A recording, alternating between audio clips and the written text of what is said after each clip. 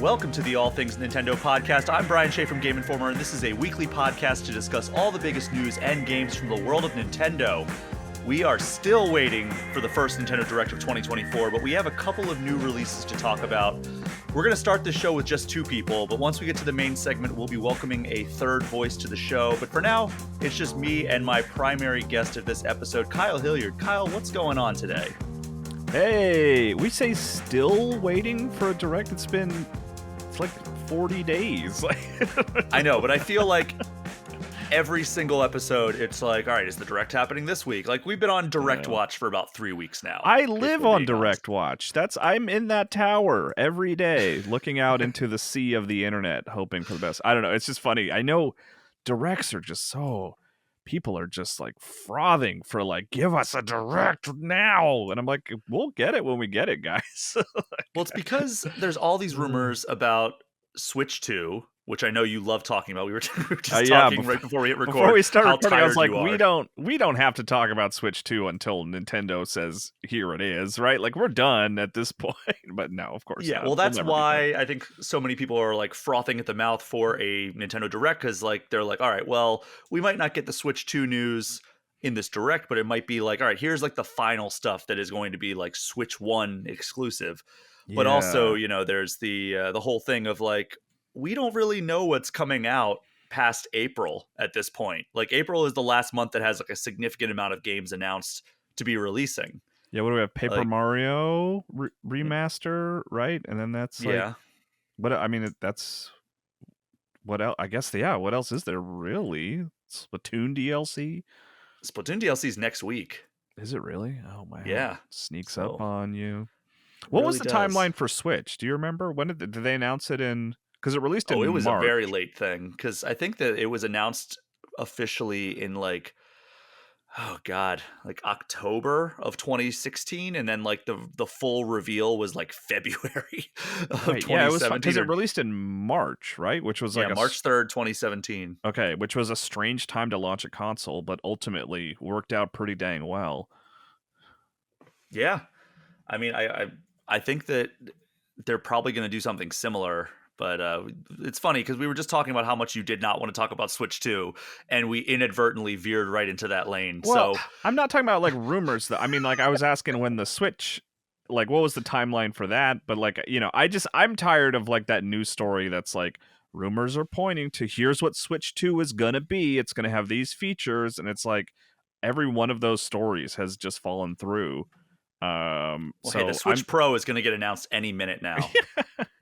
That thing that we've been waiting for the past 2 years. I don't want to like misconstrue. Like, I'm very excited for a Switch follow-up. Absolutely, give it to me. You know, Fry from Futurama holding up his money, take my money meme. But like, I just like I'm tired of like speculation and rumors. Like I'm ready for the official thing.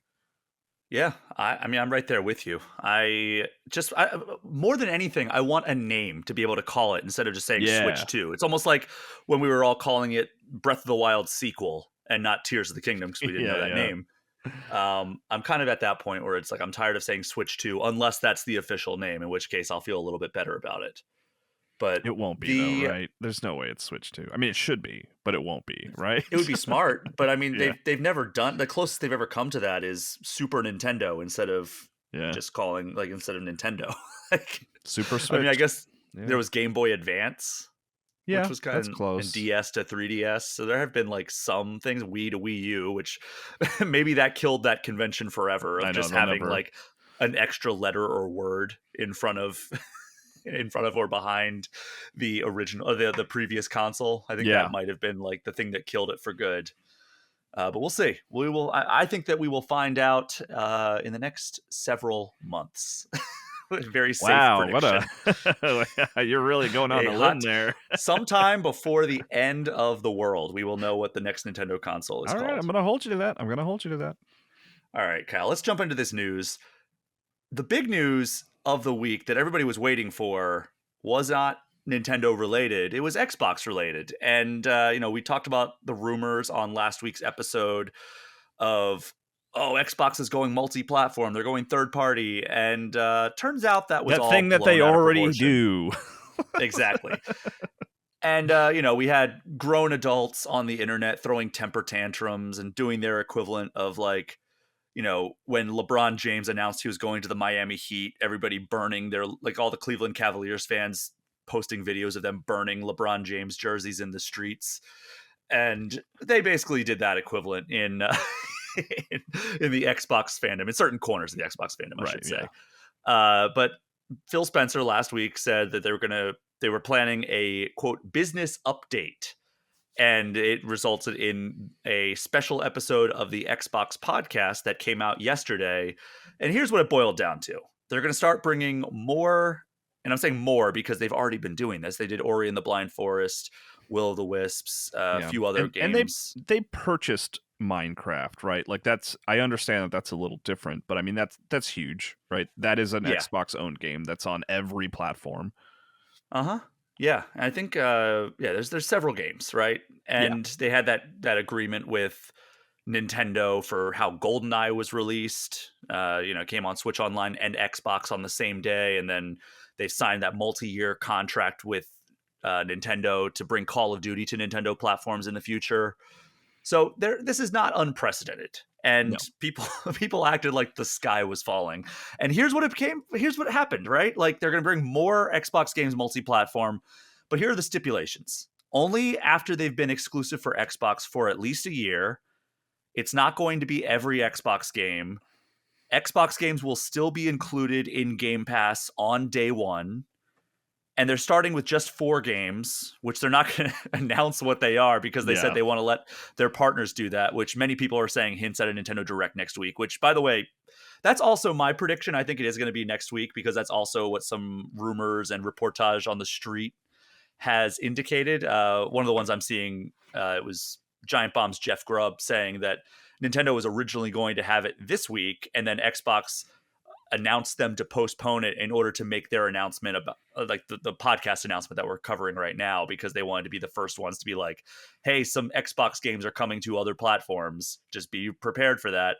Yeah, that is one rumor or report that I'm seeing float around. And I think that is in line with kind of what the vibes are I'm feeling right now in terms of like, it felt like, because we got a couple of trailers that we're going to go over as well that I think would have felt right at home on a Nintendo Direct, but like they're first party Nintendo games, they're probably like, oh well, our timing was this, so we're going to get them out now. But reportedly these are the 4 games that are coming to other platforms. They didn't say which ones, but Pentiment, which is the Obsidian kind of visual novel, right? Yep. Hi-Fi Rush, which was the Tango Gameworks surprise hit of the year last year, honestly. Yeah, which feels, I mean, just to be on the Nintendo podcast, feels like a game that would be right at home on Switch. Like, it just feels like a Switch game, Oh, for sure. And that's the big rumor, is Hi-Fi Rush is going to be announced as coming to Switch on the next Nintendo Direct, which is fitting because it was originally surprise launched on an Xbox live stream. Right.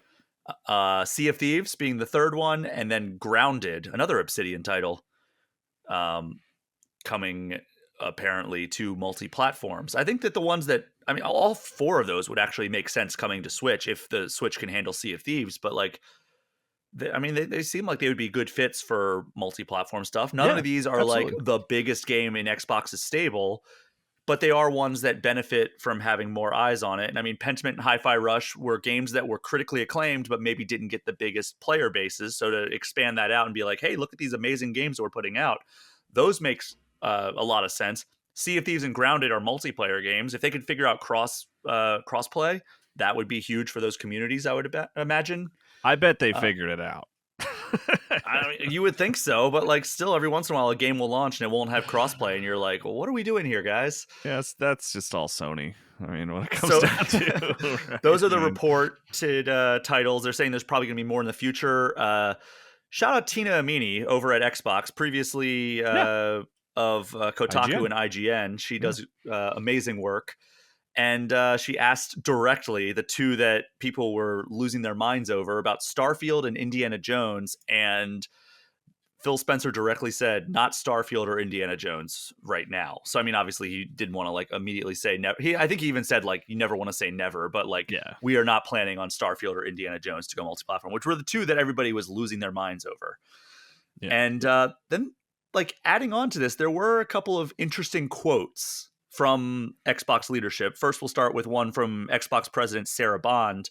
She said, quote, "There's some exciting stuff coming out in hardware that we're going to share this holiday. We're also invested in the next generation roadmap. What we're really focused on there is delivering the largest technical leap you will have ever seen in a hardware generation, which makes it better for players and better for creators and the visions that they're building." So, I mean, every next console is the greatest console that's ever been made if you're listening to like a company talking about it. Yeah, But yeah. like, there is something interesting there because there was all those rumors of like, well, Xbox is getting out of hardware. So that was, I think, very intentional for them to include that in their presentation. Yeah. And then Phil Spencer had an interview with The Verge, and they asked him directly if like the next generation of Xbox includes handhelds like the Switch.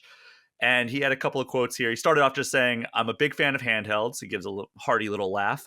"I'm a big fan, but nothing to announce." And then another later on in that same quote said, "So, okay, what keeps people from playing certain hours? Well, there's some sleep, school, and kind of normal life, but some of it is just access. Do I have access to the games that I want to play right now? Obviously, we're kind of learning from what Nintendo has done over the years with Switch.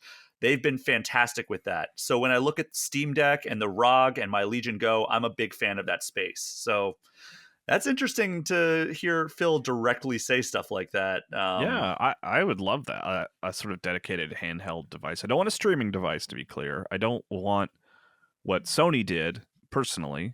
You know, that thing seems to be somewhat successful. People who seem to like it, but I would love like like my Steam Deck, like a device that plays games locally, that's connected to Game Pass and stuff. That'd be cool. I'd be super into that. As a person who I've talked about how I've recently gotten a Steam Deck, I was so hopeful that they were going to be like, yeah, we're bringing Game Pass apps to Steam Deck and whatever ROG Ally uses. And like, that would have been cool to Yeah. have like Game Pass stuff on the go. Because right now, like, if you have a Game Pass subscription, as I do, you can only download them through the Windows Store, which is not, natively compatible with the Steam Deck. I know there's people who modify Yeah. their Steam Deck in ways It's a that can play huge other stuff. pain to get anything outside of Steam on your Steam Deck. Like it's totally doable, but it's tricky and difficult and generally not worth it, is what I've sort of discovered. Hmm. All right. Well, I mean, what do you make of all this stuff? Like, were you underwhelmed? Did you think like this is kind of what we were getting? Because I think a lot of people were like, "Wow, we made like much ado about nothing on this part of the headlines," right? Because everybody was freaking out, thinking this was going to be like Xbox announcing that they were just going full on third party, which I don't think was ever something that crossed my mind. But I think maybe I was expecting a bit more of like a seismic announcement. Like I talked about last week, how I thought Starfield would have been a good candidate to eventually bring multi-platform, but I'm glad that it's remaining exclusive for now for the people who I guess care about that. Yeah, I mean, I was generally I was pretty severely underwhelmed by the whole thing. And not because I expected it to be a big announcement. I thought they were pretty clear in that they were like, this is a business update. It's just going to be sort of I didn't expect to get like any major announcements or anything like that, but it just was like a lot of like just jargon and sort of platitudes about the power of Xbox and stuff like that. And like, I don't know, it almost felt like unnecessary overall. It was nice to have the tease of hardware. It was nice that Diablo 4 is coming to Game Pass. I guess if you're excited about that, I it's not a game that I am particularly interested in myself. And it was kind of like, why, if you're okay, so you're sharing that 4 games are coming, but we're not going to share what they are. Why didn't we just hold out for whatever this proper announcement is going to be? Maybe it's a Nintendo Direct announcement next week, right? Like maybe that's what it would have been. It would have been like, these games are coming to Switch. Whoa, isn't that crazy? And like, Spencer sort of like touched on the 2,000 people that were laid off from Microsoft in like one sentence, and just kind of quickly moved on to be like, yeah, we just got to, be ready for the future of Xbox. And it just a lot of it felt hollow to me. I don't know. I'm being a little cynical about it all, but that's Brian. That's how I feel. Yeah, I mean, I don't think it was something that really exceeded expectations. I thought maybe we would get a little bit more information. Like I thought maybe we were going to get like, hey, here are the games that are coming, if nothing else. But like just saying, hey, we're going to start with 4 games. Our partners are going to announce those in the near future. Just felt a little underwhelming and unsatisfying. But Yeah. like at least we do have the reporting out there that these are the 4 that are likely to be coming. Like I'm glad that we have that. I mean, and they ostensibly like announced them, like I mean, via leaks or whatever. I mean, if it's not those 4 games, I will be surprised genuinely. But I don't know, I don't know anything. But if it is those 4 games, I'm just gonna kind of feel like, well, yeah, we knew that, you know? Yeah. Like if Nintendo does have a Nintendo Direct next week and like they play it for like this is a big surprise and it's like Hi-Fi Rush is coming to Switch, we're gonna be like, oh okay. Yeah. We're not gonna be like, whoa. But I understand that they were eager to say something because the big super passionate Xbox fans were sort of freaking out, right? Like that they I guess that they weren't going to have exclusives anymore. I guess are they worried that like they're going the way of Sega? I don't know I don't understand the fear, but that's just a like my a misconception on my part of understanding why anyone gets super passionate about exclusives to begin with. I don't know. I don't know, man. You know? I'm just such a cheerleader for corporations that I get it. Yeah, right. Yeah. I mean, No, but I mean, it's nice. yeah. I will say, like the one upside to exclusives that I guess I can kind of understand is usually the games are more stable because the developers have to only have to focus on one platform. Is like about the only reason I could ever sort of come up with that. Like, yeah, exclusives are benefit the player, but ultimately, like I just want every game on every system. So no matter what platform you decide to invest in, you can play the games you want to play. So I don't Yeah, I know. wonder how Pokemon Scarlet and Violet would run on a PS5. It'd run pretty great, I think. um yeah, I mean, I think that there are benefits to having exclusives in that like you can develop something specifically for that Yeah, hardware. Like I think it helps would like developers. Yeah, Astro's Playroom of being I mean, that's a tech demo more than an actual game, but that game rules. And it was designed with like very specific PS5 technological capabilities in mind. yeah, And I mean, same thing for you could even like make it just like a more generic PlayStation exclusive, like The Last of Us Part 2. Like the visual fidelity of that is incredible.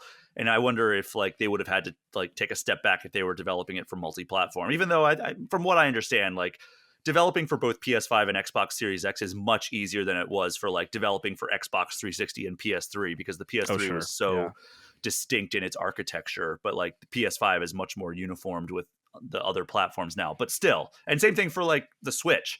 Everything I've heard of is the Switch is so much easier to develop than the Wii U was. Like the Wii U was somewhat of a nightmare to develop for yeah, yeah, from the developers I've talked to.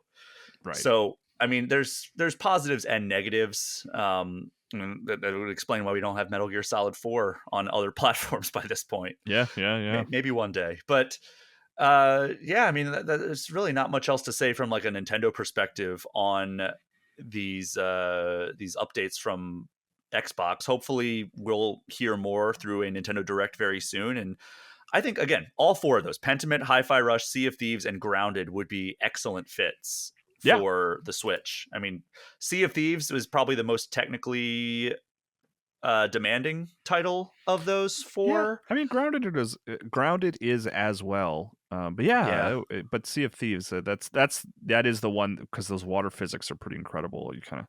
You raise a little bit of an eyebrow on. It's like, how would that work on a Switch conceivably? I'm not but sure. that would be, I mean, those would all have like the right tone, I think, to find a good home on Switch. Yes, yeah, yeah, But yeah, so that's what Xbox had to say this week. That was the big news, which we were kind of underwhelmed, but like some people were like, "Oh, that's what we were upset about." Okay, never mind. That's not a big deal.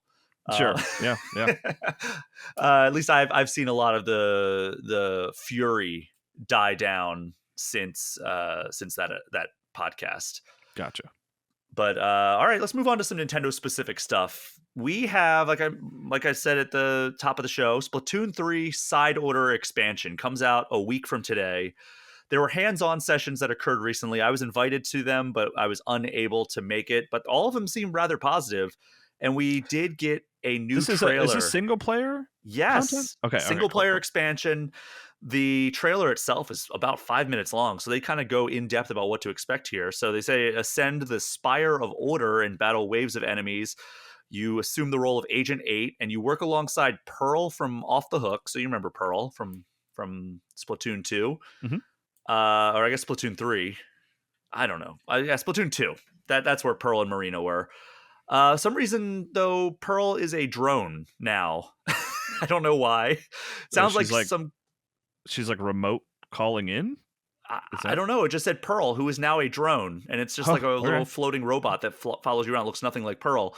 It sounds like some kind of like dream logic stuff going on there. All It's like, yeah, right. look, it was you, but it didn't look like you, kind of stuff, you know. Yeah, yeah. I'm into that. Um, and they talk about the cyclical gameplay, which leads it to really have like a roguelite type of feel. And so the first part is floor selection. You go up one floor at a time. You select one of three objectives that they present you with, and you have to complete them. And each one has different difficulties and clear conditions. So there's one that's like destroy the portals where enemies are coming out of into the level. There's another one where you have to like chase down enemies. I'm assuming like you have to go into like the squid form and like swim through to chase them, which I love those moments where you're like really speeding along as like the squid. Yeah. Guiding a ball through a level, controlling points and like kind of like AI multiplayer matches. So you just choose which one. Each one is labeled as like easy, medium, or hard in difficulty. And then, so that's floor selection. Then there's color chip enhancement. So these are little upgrades you can place on your character. They include things like increasing fire rate, raising damage, having a faster dodge roll. And you can unlock over 60 of these, and you can use different combinations to build out your customizable loadout. And you can apparently also customize the Pearl drone. And then the third part of this is objective completion, and the higher you go on the spire, the more difficult the enemies and objectives are. And if you fail, you have to start all over. You lose all of your color chips, but you earn pearls, which is a currency that can be used to unlock permanent upgrades. So that will be things like additional lives on your runs, reduced incoming damage, and enhanced versions of your abilities. And then you go back to the floor selection part of the gameplay. So it's just like that 3-part cycle of choosing your floor, choosing your objectives, and then choosing what upgrades you want, and then trying to complete them. And if you complete them, you go up to the next floor. If you don't, you go back to the start, and then yeah, the cycle just starts anew there. So this comes out next Friday, a week from today. How are you feeling about this? I know you enjoy some of the Splatoon single player stuff, as I do. Yeah, I really liked Splatoon 3's single player campaign a lot, especially like the last hour or two of it. I thought was excellent. Oh, phenomenal. Yeah. But yeah, I mean, if I have to take these things realistically, I don't know if I'm gonna have time to play it. I'm still in RPG mode. I finished Like a Dragon. I want to So play you're Persona good. No more 3. games. No more games. I'm done. So I don't know if I'll be able to find the time to play it. But like this is maybe a strange statement, but like the single player stuff is the stuff I like in Splatoon. I don't really get into the multiplayer mode, which I know, like I said, might be the ramblings of a lunatic. But I just don't really, I don't get into multiplayer games very much. So, yeah, we'll see. Maybe I'll find some time for it. I certainly predict it will be good. Yeah, I'm definitely going to check it out. I don't know if we'll be able to talk about it next week because I don't think that Nintendo typically provides like codes for expansions before they come out. So we might Yeah. have to record before this hits, which hopefully that means that there's a Nintendo Direct that I can talk about, because if there isn't, we might have to get creative with next week's topics because I don't think there's any games to talk about. But yeah, that comes out February 22nd, a week from today, only on Nintendo Switch. It's not a part of any kind of expansion pack on Nintendo Switch Online. That's only the Splatoon 2 expansions, which, by the way, has the Octo expansion, which is also a single player expansion that they put out for Splatoon 2. So also Gotcha. very much worth checking out if you're a Splatoon 2 player. Um, next up, we got another trailer, this time for Princess Peach Showtime. And that shows off a few more transformations. These trailers are interesting because I covered one very recently. I don't know if it was last week or the week before. I think it was 2 weeks ago. But we got the like just showing off like, all right, here are some like 4 or 5 transformations that Peach will be able to use in Princess Peach Showtime. Mhm. And they explain what it is, and then they show like literally like 3 seconds of gameplay before moving on. It's like very, very quick hit, like don't even get a chance to understand. But I tried to like parse what each one does. So the first one was Figure Skater Peach, Okay. and it looks like she can skate around and twirl to like defeat enemies, and she can even like grab enemies and swing them around to looks like make them dizzy. I don't know if that's to stun them or put them in like a state where you can attack them or something. Mhm. Mermaid Peach, where she can she's better at swimming, and apparently she can sing as well. It looks like there's some like singing mini games. I don't know if it's like rhythm based or like you have to collect musical notes or something, but she is singing underwater. So that's Mermaid Peach. Dashing Thief Peach, this one looks fun. She can run along the roofs, and she has like a grapple hook that she can grapple up to. She looks like a Persona 5 character in like the Phantom Thief outfits. So that's fun. But Dashing Thief Peach, ladies and gentlemen. Then we have Mighty Peach. This one looks like it's going to be the most action packed of pretty much all of them. She dresses like a superhero, and she can fly, and she can punch enemies. And it looks like it's kind of like almost like R old school like R type gameplay where she's flying from left to right and she can like go up and down. It's like a 2D side scrolling space shooter almost, but she's a superhero and she's attacking enemies that are coming from the right. I'm intrigued by this one. I still have no idea what this game is though. Yeah, I mean, I guess it's just like an action game, right? It's just levels and I mean, it's interesting because there are some where it's like, okay, she's like a sword fighter and she has like kung fu abilities and she's a superhero. And there's other ones where it's like she can bake pastries. And it's like, what are we doing here? Like, I have no idea what to expect from this, but yeah, it's hopefully kind of we'll be nice. able to, I don't mind going into games like that though, where I'm sort of like, I don't know what this is. You know, we'll see. yeah, I know that there was an event recently for this game, so hopefully we'll be able to learn more about it soon. But that game comes out March 22nd on Switch. So a month from next Friday, we will have a review on that game, presumably. Presumably. A couple weeks ago, we got some news that Shadow Cross Sonic Generations was coming and that a Shadow costume was coming to Sonic Superstars. And people were very excited to play as Shadow in Sonic Superstars because Wait, hold on. It's a costume? Well, yeah, but like, here's the thing: is like, so far the costumes have been like, there's been a couple where Sonic is like wearing a Santa hat for Christmas, or there's been others where it's like, all right, the Sonic Lego costume that actually transforms him completely into a Lego version of Sonic. There's also one that's like the rabbit prototype from before he was Sonic the Hedgehog. He was like a rabbit that they were using for the prototype of Sonic 1. That's very cool stuff. So everybody thought that this costume was going to be like actually. It's just like Sonic, but like he's skinned as Shadow, right? Yeah. It turns out they were being literal when they called it a costume. It's literally Sonic wearing a Shadow costume. Like it's like a Shadow outfit that's around Sonic's body, and then like the face is cut out and you can see that it's still Sonic. It looks like he literally skinned Shadow and put his carcass over his body. It's I gotta very, look this thing very up. strange. Let's see. Yeah, I thought Shadow was just like coming to the game as a new character you could select. Okay. Do you have the visual there of I'm getting to it. I'm trying to find it. I mean, it was all weird. over. Yeah, it looks like he's wearing a hoodie. Yeah, it's very strange. Like everybody was like, "You guys announced something cool that we all wanted," and then it's immediately like a monkey paw situation of like, yeah, I don't think this is what anyone was asking for. no, but like they should have clarified that it will be Sonic wearing a Shadow costume instead of just being like, "Yup, a Shadow costume is coming to Sonic Superstars." I mean, they called it Shadow costume from the start. They did, which everybody just thought that meant like Shadow skin. Yeah.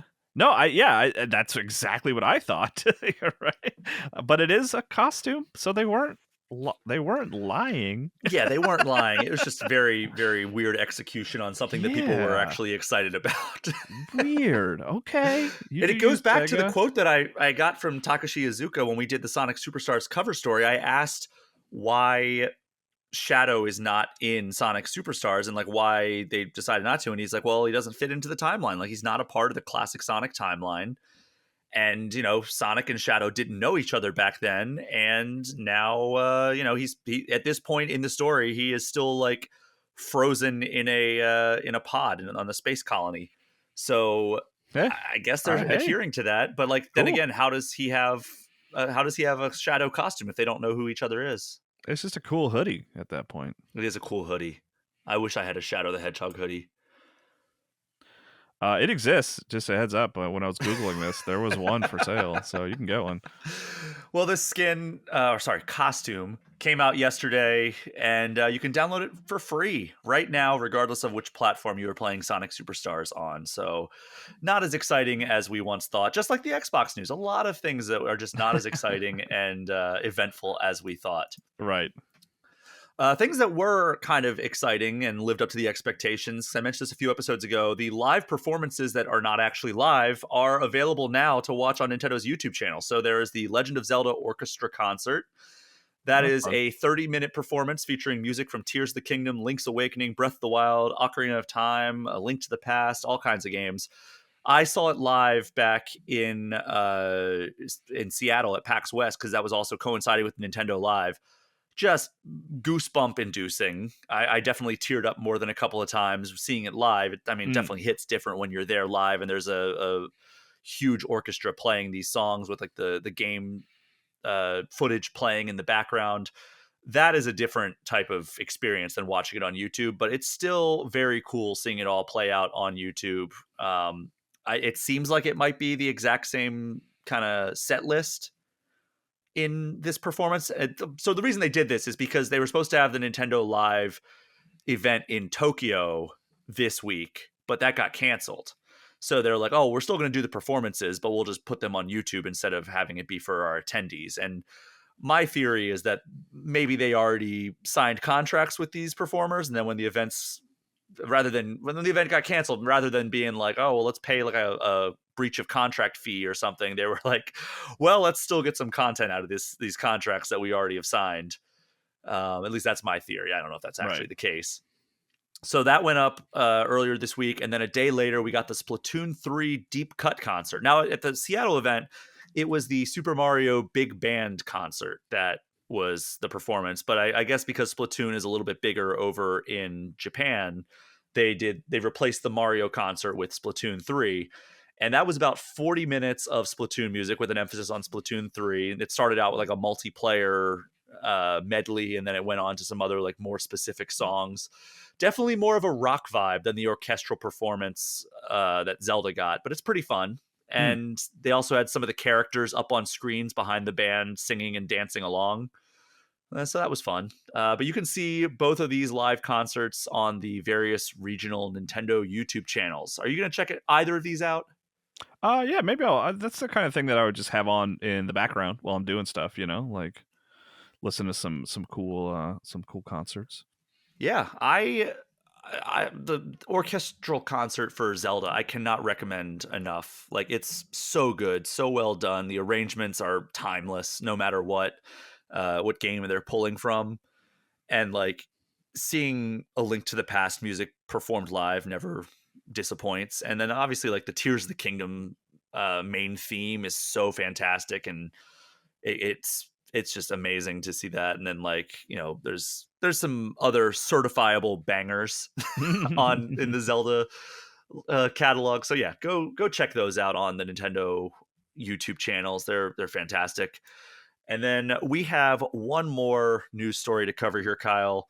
Last night, DICE, which is a huge game industry gathering, it's a convention. Normally, it's like I would say it's the biggest like industry only gathering where it's like just like people like developers, journalists, everybody kind of coming together purely for like workshops and roundtables and stuff. Like I went a couple years ago, and it's a very different vibe from like an E3 or even a GDC, where it's like GDC is still like a professional, like they're doing panels and talks and everything, and it's geared very much towards developers.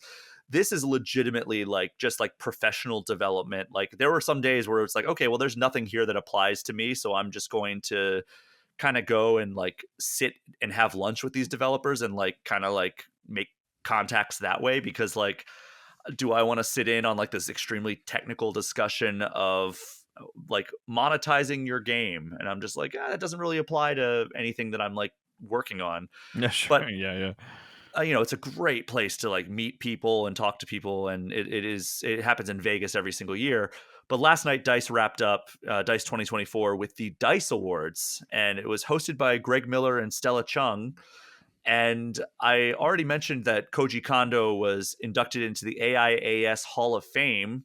He's the second person from Nintendo behind, probably you guessed it, Shigeru Miyamoto. And that all went according to plan. People were very, very excited to see a legend like Koji Kondo get his flowers. And I think he's the first composer to make it into the Hall of Fame, if I'm not mistaken, and rightfully so. Because if there was going to be a first, right? Yeah, I mean, Shigeru Miyamoto was the very first person inducted into the Hall of Fame, I think 27 years ago. So it would make sense that his longtime coworker is the first composer to be inducted into it. So Nintendo took home a few awards, and it lost quite a few as well. So Super Mario Brothers Wonder took home Family Game of the Year, and Tears of the Kingdom took home Action Game of the Year. And then here are the ones that lost. Mario Wonder lost in Outstanding Achievement in Animation. Tears of the Kingdom lost in Outstanding Technical Achievement and Game of the Year. And then both Mario Wonder and Tears of the Kingdom were nominated for Outstanding Achievement in Game Design and Outstanding Achievement in Game Direction. They did not win either of those categories. And then F-Zero 99 lost in the Racing Game of the Year category. And if you're curious, if Tears of the Kingdom did not win Game of the Year, what did? Kyle, you want to take a wild guess? I think it's probably Baldur's Gate 3. I'm thinking. You sure are correct there, because I feel like if Baldur's Gate 3 doesn't exist, Tears of the Kingdom probably sweeps every single Game of the Year category instead of just winning a select few like it did with Game Informer. Like Baldur's Gate 3, fantastic game, worthy of all these accolades and awards. But that's it won at the Game Awards. It won last night at the DICE Awards, and it makes sense. It's just a phenomenal. To this point, it's a once in a lifetime type of game.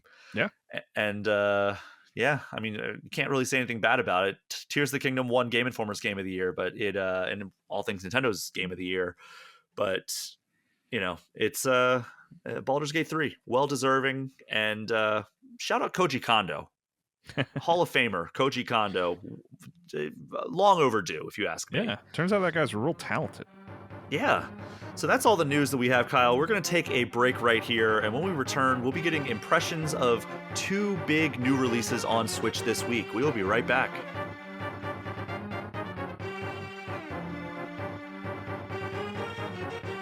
It's been a pretty quiet year for Nintendo so far, but we do have 2 new titles, if you want to call either of these new, on Switch this week. First up, we have Mario vs. Donkey Kong, which is a remake of the 2004 Game Boy Advance game, but we also have a remaster compilation in the form of Tomb Raider I-III Remastered. Kyle Hilliard's still here, but we're also now joined by Game Informer's Charles Hart. Charles, how are you doing? Hello. I am doing great. I feel like I'm Donkey Kong and I just found a whole burlap sack of mini Mario toys. Wow, you're that happy. I'm happy that you were that happy, because that is a level of glee that we should all aspire to. We just had you on the show a couple weeks ago to give your preview of Mario vs. Donkey Kong. You seemed pretty high on it at that point. I guess what more can you tell us about this game that goes beyond the scope of what we were able to talk about during the preview embargo phase? That's a great question. I think the main thing I didn't really get to touch on is after you beat the first main 8 worlds, there's 8 more worlds. And it's basically just like when you're playing the first 8 worlds, it's like, okay, the game will end after world 8. But it's really like there's 16 worlds because of how... When does this come out? When does this episode come out? It is out today, the same day that Mario vs. Donkey Kong hits. Well, then I can say the story continues, which is not really a spoiler because it was true of the original game. But there were like 2 or 3 sequels, right? So there's been this has become a whole series in the time since this the original 2004 Game Boy Advance game. Well, my point being, the story continues after World 8. There's like a second ending basically Like the plus worlds, right? The plus worlds. And it's basically harder versions of all the worlds. And the main thing I'll say those is they are hard. It is correct. This game does get a lot more difficult, which is enjoyable because it's like if you feel like if you stuck through those first 8 and you want to keep going, it like really does challenge you, which is one of the reasons I am really into this casual mode, which basically gives you respawns within the level without resetting stuff. And in some of those plus worlds, it is particularly aggravating, and I'll spend like half an hour on one level just because I can't time a certain jump right. So being able to like float back and respawn real quick is very convenient. So for people who may have missed the episode a couple weeks ago, the elevator pitch for Mario vs. Donkey Kong is basically it's a puzzle platformer where you are playing as Mario navigating these different obstacle courses that are almost reminiscent in some ways to the original Donkey Kong game, but also like a lot more intricate. You have different traversal options, but there are still some of those elements from the original Donkey Kong, like the hammer that has become more famous through Super Smash Brothers, but it did originally appear in the Donkey Kong arcade game. But there's enemies that you have to either defeat or avoid or ride on top of. There are poles that you can swing on to reach higher areas. Different switches you have to throw that will spawn different walls. And basically the whole point of it is to get the keys in the first half of each world, right?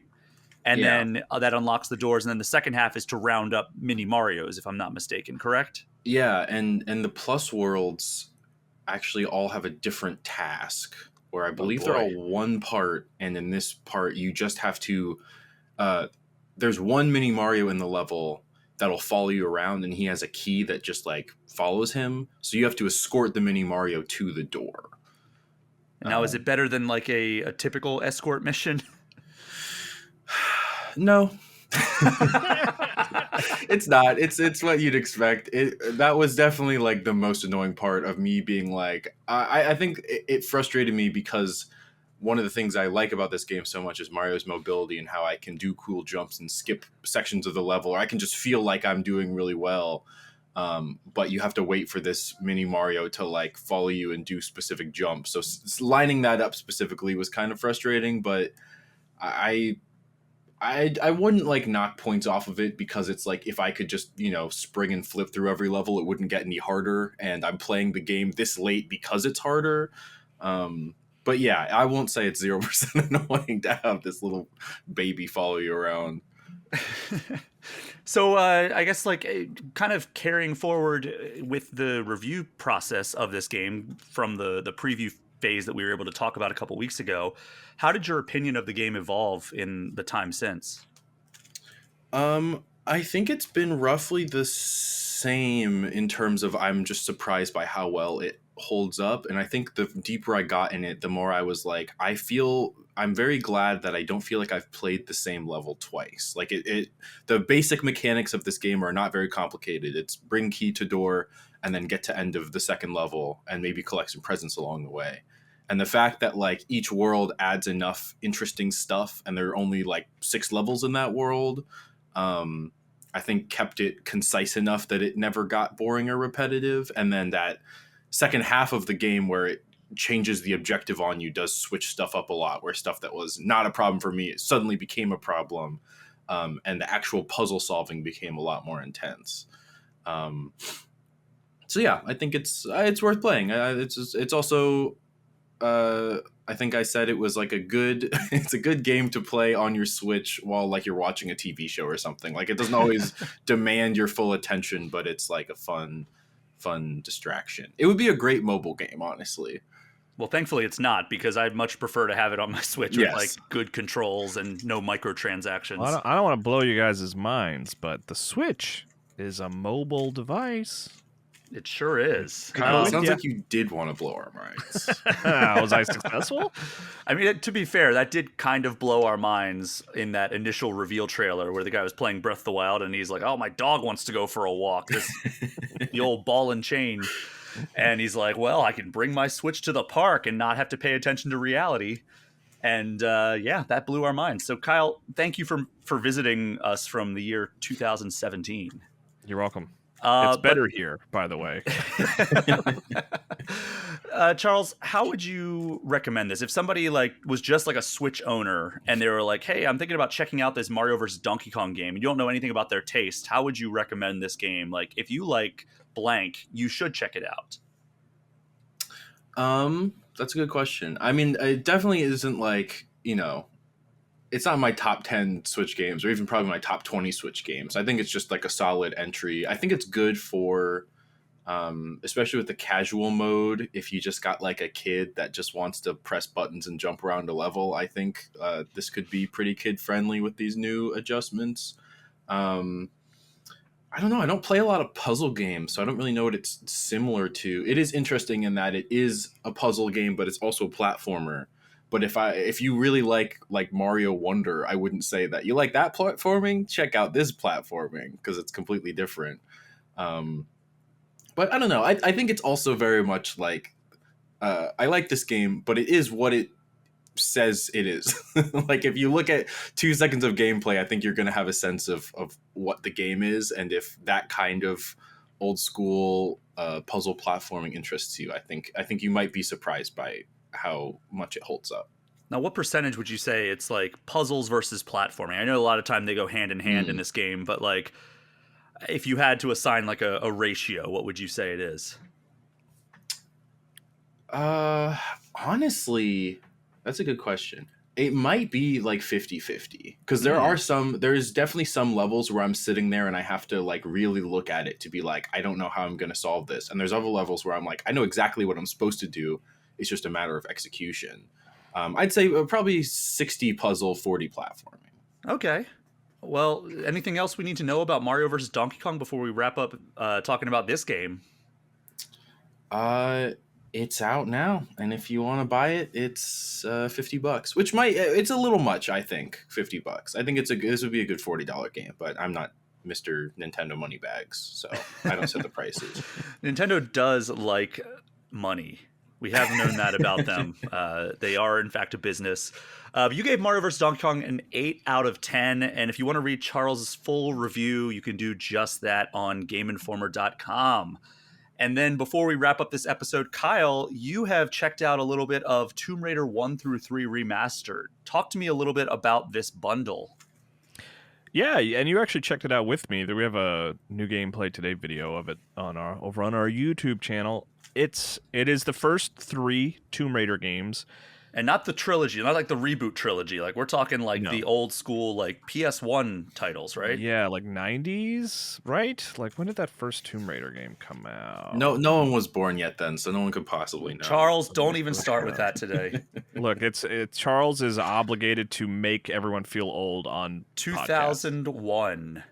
No, man, before okay, I was around. No, wait, no, never mind. 1994. Oh, 96. What's 96. wrong with you? Wikipedia is very, very confusing. It's like Tomb Raider, known as Lara Croft Tomb Raider, from 2001 to 2008, and then it was like this developer from 1994. Yeah, it's just like a very weird, confusing way that Wikipedia.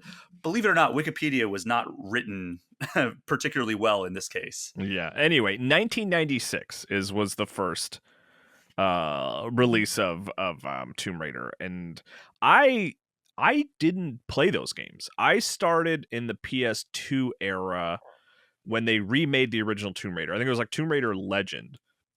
I think was like the first one that I properly played. Yeah, Angel of Darkness came out in 2003, and that was the one that just like they like took a step back and they're like, okay, people don't like this, so we need to like actually think this through and figure out what we want to do with Tomb Raider. And they took a couple years off and came back with Tomb Raider Legend, which that was like the first reboot before the next 2013 reboot. But anyway, those games don't matter because this is just the first 3 games, which I had never played. I did discover playing this collection that I had played a demo for 2, like on the family computer. And like couldn't even get past. What'd you say? No, just the Hilliard household family computer, which was not the Japanese NES, it turns out. But those games are tough. They're weird. They have like tank controls. Like they play more like Resident Evil than a proper sort of like 3D action game because it was very early in developers' understanding of how that should work and feel. Yeah, I mean, this was the same year that Super Mario 64 came out. So it's like, when you put it in that lens, it's like, yeah, this was extremely early in like any kind of 3D gameplay. Yeah, like Crash Bandicoot was floating around at that point, but I mean, I enjoyed going back to it because you get that it's fun to get that sort of context and think back to how people probably felt about seeing this for the first time, and and you kind of understand why it was mind blowing, because like the animation is still pretty good, and like you have these big open areas and you're like climbing deeper and deeper underground, and like Laura can jump like really high in an impressive way. Shockingly high. Yeah, but it's cool. And the remasters, what they did with them, which is like how I really like these kind of remasters to be pursued. Like I like a full proper remake, but if you're going to like, you know, put the original games on a new platform, which is basically what this is, they you can play with the old controls if you want. The original games are fully present there, but they did add, like, they changed out a lot of the textures and they redid Laura's character model and stuff like that. So the game looks modern's maybe too strong a word. It looks better. It looks a lot sharper. But you can press the start button at any time to go back to the original visuals, which I love. When I mean, we remakes talked that about have that on the done NGT. this, yeah, like It's like, Halo 2 and the Halo remake and stuff like this. I love being able to switch back and forth between the original visuals and the new visuals. mhm. And this the remaster collection makes it very easy. It's just the start button, and you can switch back and forth whenever you want, which is nice. Yeah, I actually never played these original games. Like, my knowledge of the Tomb Raider franchise begins and ends with that the reboot trilogy that Crystal Dynamics did several years ago now. At this point, I guess that first one was 11 years ago, which is, Yeah, wow, jeez. that makes me feel extremely old, and also half of Charles' life. Yeah, I was like in 7th grade. So, I was like, I remember covering it at Game Informer. I remember when the review copy came in and Matt Miller was playing it, and we were all like, "How is it? How is it?" Wow. It Turns was out very funny. good. I replayed those games recently, and every time I look up a review, I'm like, "Who reviewed this?" Oh, it was Matt Miller. Oh, it was every time. It was Matt. I did all the Assassin's Creed games. That was all Matt Miller.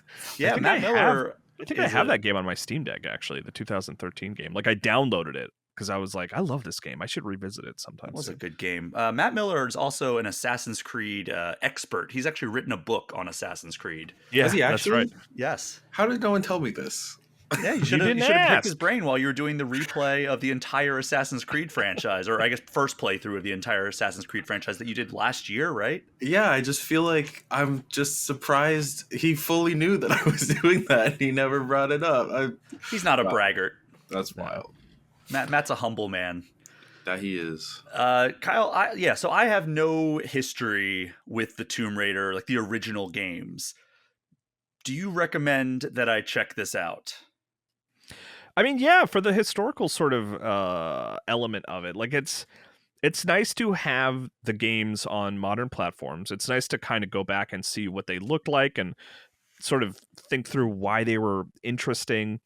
And you also can they changed it to have like modern controls, so there is an option in the settings to use modern controls, which makes a huge difference. The game feels way better that way. And I mean, realistically, I'm not going to go and like beat all three of these games. I might go back and play the very first one some more. But I don't know. I like having that sort of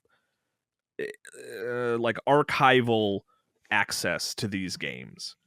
And it also it's nice to like play them with the understanding that Crystal Dynamics is probably working. Not probably. I believe they have said they are working on a new Tomb Raider game.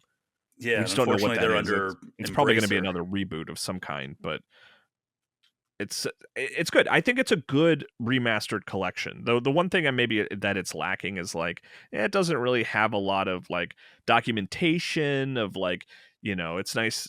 Sometimes these collections will include like, even if we're looking at like the Karateka and Atari collections that recently came out, where they have like, it's basically like a virtual museum with the opportunity to play the games. This isn't what that is. This is just the original 3 games with some polish on them, which is nice. So I kind of miss that. It would be nice to be able to look at like concept art and stuff for the old Tomb Raider games, which unless I missed it, I don't think that's here. But as far as like I said, having like sort of the archival versions of those original games and getting a chance to play them and understand why they became so popular, I think it's cool. I think Aspyr did a good job. That's the developer. Which of these 3 is your favorite, Kyle? I mean, 1 was weirdly the most accessible. Like you'd think they would have gotten better and better, but just playing through the beginning of the first couple of games, 1 is the one that seemed the most like, oh, I can make progress in this. Where 2 had some like crazy difficult platforming challenges, and 3, that opening level was like surprisingly dense and hard to read. Like, you know what I mean? It wasn't like sort of designed in such a way where you know where to go. I got lost very quickly, but 1 was more linear, and I was like, oh, okay, I'm making progress here. I am Tomb Raiding at a good pace. Now, so, you are actually in line with the Metacritic. You would think that it would go higher as the developers figured it out. The first one has a 91 on Metacritic. The second one has an 85, and the third one has a 76. So a steady decline as you went on. Yeah, I think of course, those are review scores. Like driving boats and stuff like that around, where it's like, no, I want to raid tombs. Exactly. Jinx, you owe me $50,000. I guest spot on All Things Nintendo. Yeah, right. But is there anything else we need to know about the Tomb Raider 1-3 remastered compilation? I guess I should point out that I was playing the PlayStation 5 version, but it is on everything, like like PS5 and 4, Xbox One and Series X, Switch and PC. So I was playing PS5, and it was super solid. Hopefully, it's the same on Switch. I have not touched the Switch version. Yeah, I haven't checked it out myself. I just was on that new gameplay today with you, which you can check out on GameInformer.com or the Game Informer YouTube channel. Both Tomb Raider 1-3 Remastered and Mario vs. Donkey Kong are available now on Switch, and as Kyle mentioned, Tomb Raider 1-3 Remastered is also available on pretty much everything else. Charles and Kyle, thank you so much for joining me on this episode of All Things Nintendo. Thanks for having me. Yeah. And thank you so much to everyone for listening. Do me a favor, if you haven't already, throw All Things Nintendo a 5-star review and hit that subscribe button. If you want to get any questions or comments in, get in touch with me at allthingsnintendo@GameInformer.com or hit me up on social media at Brian P. Shea. You can also join the Game Informer Community Discord, which is a perk for subscribing to our Twitch channel, even just for 1 month. Charles, where can people find you on the internet? I am at ChuckDuck365, basically everywhere, and you can read my Mario vs. Donkey Kong review on GameInformer.com. And what about you, Kyle? Just Google me, man. You'll find me. That is our show for this week. Thank you again for listening. Take care. We'll see you next time.